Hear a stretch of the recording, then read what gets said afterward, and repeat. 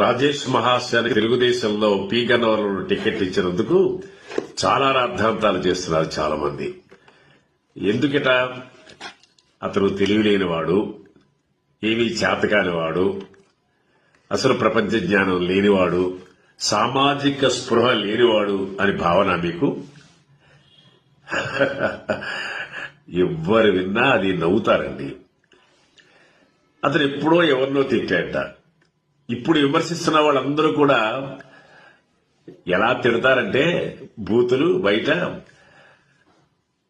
అంత శుద్ధి బద్ధి లేకుండా ఉన్నటువంటి వాళ్లే అలా మాట్లాడుతున్నారు. ముఖ్యంగా దళితుల్లోనే ఎక్కువ మాట్లాడుతున్నారు అతనికి వ్యతిరేకంగా.